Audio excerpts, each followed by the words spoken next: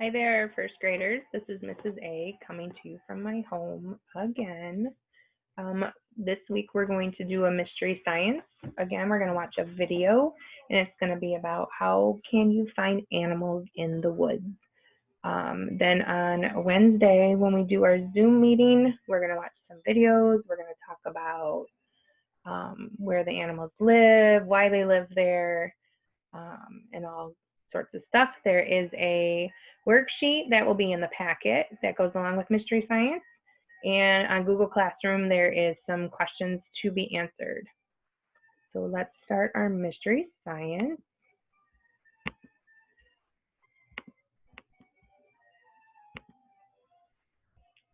Okay.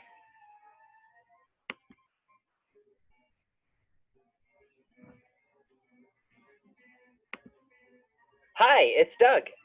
Whenever I get the chance to visit a forest, I love to look for animals. Things like toads and newts and bugs. Once, I even found a baby owl staring at me from up in a tree. Have you ever tried to look for animals? They can be kind of hard to find.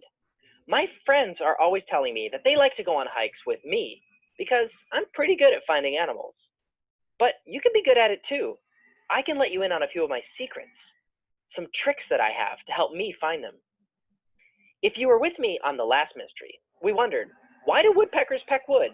And we saw a few different animals on a walk, all of them working to find food. So let's go for another walk today. At this time, I'll give you some tricks so that you can go out and find animals too. Now, one of my favorite tricks is to look under things. Whether it's under a nice damp log or even just under some leaves.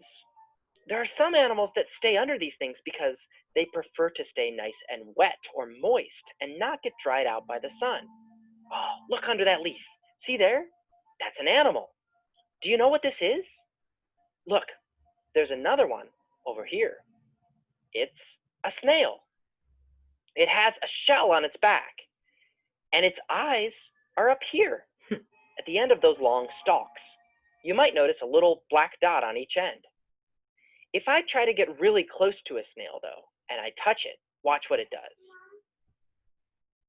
Oh, you see that? What did the snail do? Why do you think it did that?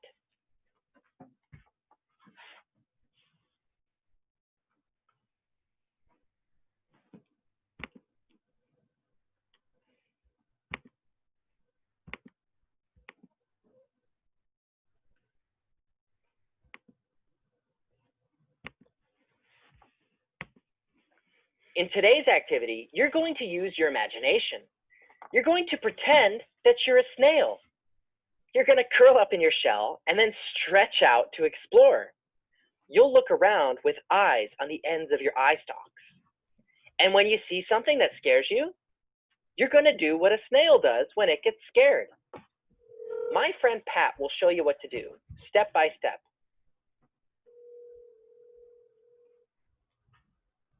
Stand up and find a spot where you have space to move.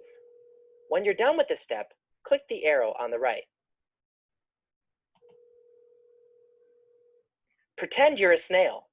Most of your body is in your shell, so curl up like a snail in a shell. You'll have to imagine the shell.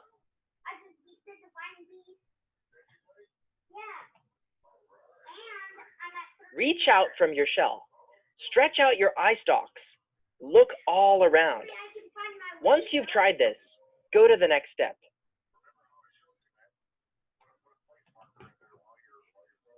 Look out! Here comes something that scares you. Pull back into your shell. Try this one time, then go to the next step. Let's do it one last time.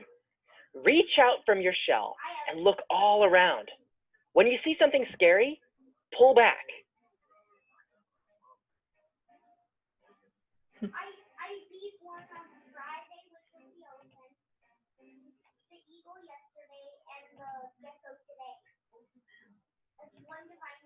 Now you know one trick for finding animals. Look under things like logs and leaves.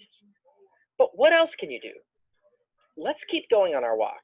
I'll let you in on another trick for finding animals. Every once in a while, as you're walking along, stop and look all around. What you want to look for is any kind of movement. Like, look at the leaves of plants. Do you see anything moving here?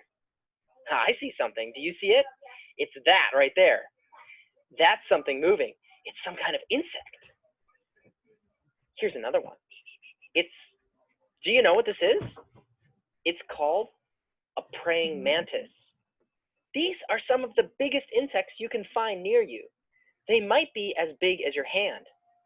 Now, these bugs can bite. I don't recommend getting your hand near their mouth. It might really pinch, but they don't have teeth, and they're not dangerous.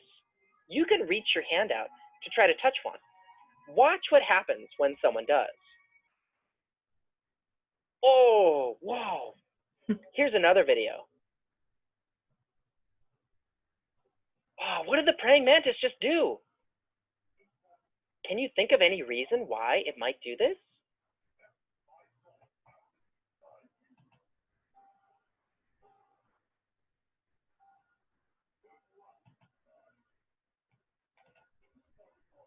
It's time to use your imagination again.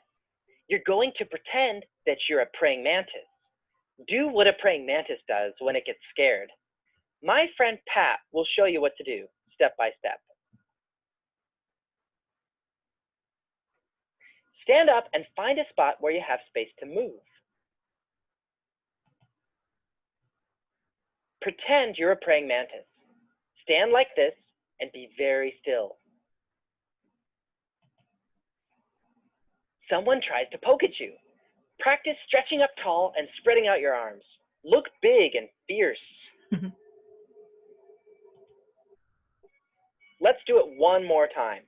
Stand very still. Watch for the finger coming to poke you. Then look big and fierce. That's what a praying mantis does. You were fierce. Okay, go ahead and have a seat. Let's see what other animals we can find in the forest. Watch the next video.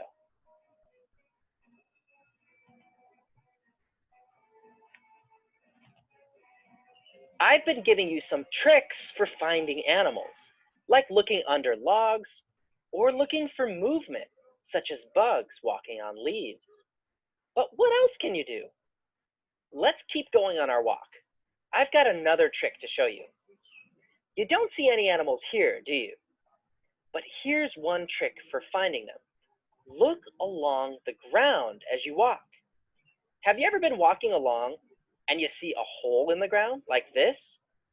There's probably an animal in there. Now, this doesn't work every time, but if you carry some seeds with you, like some sunflower seeds that I have here, leave a few sitting right outside the hole like this. Then back away and be very still and watch. Sometimes if you wait very patiently and quietly and just watch, oh, you see that? This little creature is called a gopher. It lives underground in a hole. You might even have one in a hole in your yard or in a nearby park. Now, did you see what it was doing? It comes out and grabs a seed, but then it hurries back into its hole.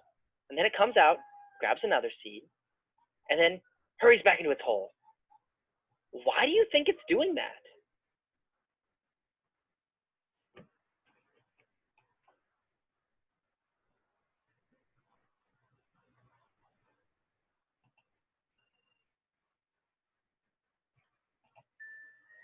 Now, you're going to use your imagination again. You're going to pretend that you're a gopher. You're in your gopher hole, and you know someone has left seeds outside. You want to eat them, but you're scared of people. So you're going to do what a scared gopher does when there are seeds outside its hole. My friend Pat will show you what to do, step by step.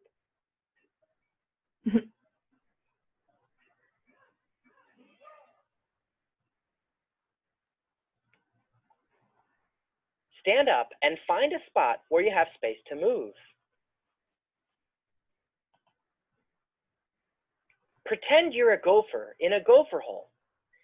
Get down in your hole like this. No one can see you when you're down in your hole. When you're in your gopher hole, go to the next step. There are seeds outside your hole. Do what the gopher does. Come out and get one seed, just one. Then go back in your hole.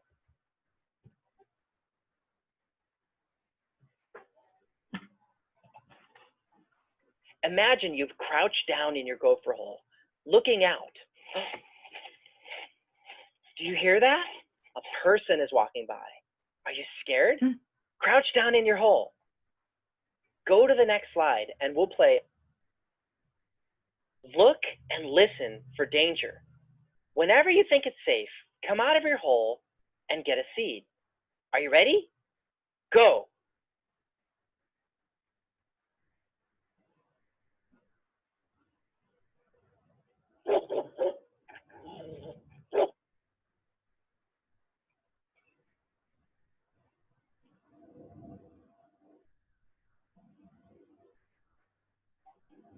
What do we have here?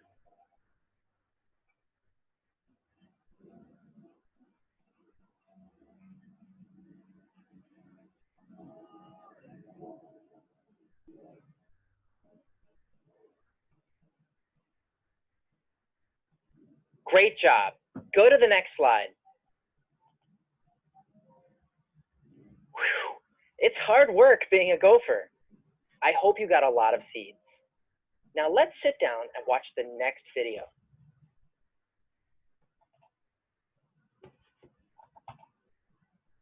Today, on our walk through a forest, we saw 3 different animals: a snail, a praying mantis, and a gopher. We didn't see the animals just sitting there, though. All the animals had some kind of special behavior. They had ways they were acting. Look again at what the snail was doing. And the praying mantis. And the gopher. All of them are behaving in different ways. But is there anything that's similar in how they're behaving? What do their behaviors have in common?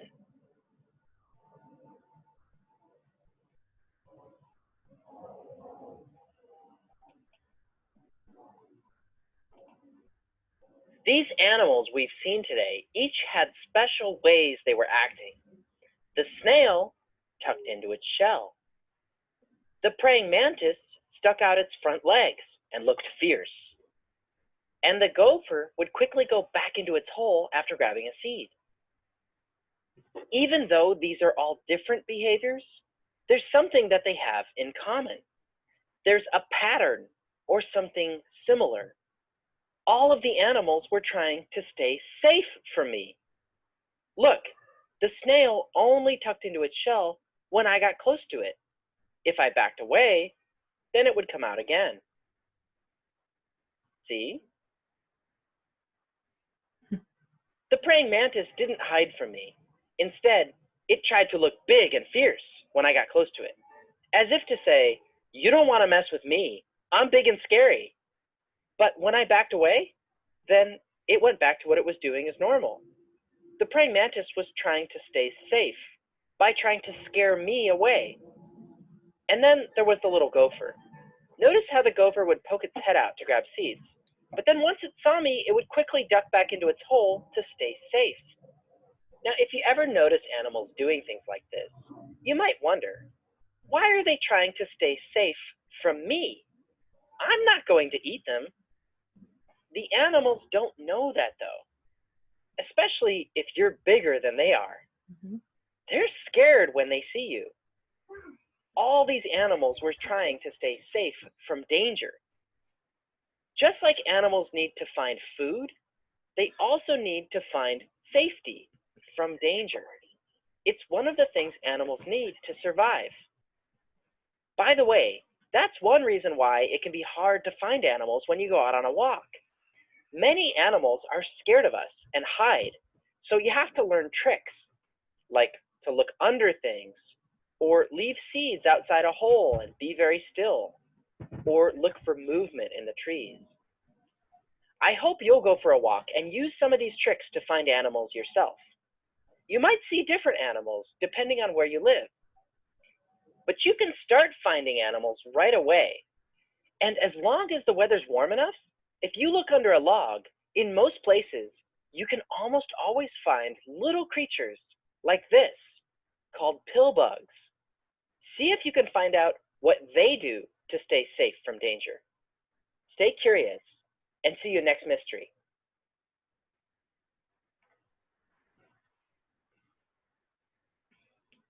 Okay. Okay, so you see with the Mystery Science, you can do some movement with it as well, acting like the insects and that they find in the animals and pretending you're them and how they hide when somebody is coming at them. I hope you enjoyed this Mystery Science, and I hope everyone is doing well, and we'll see you next week. Bye.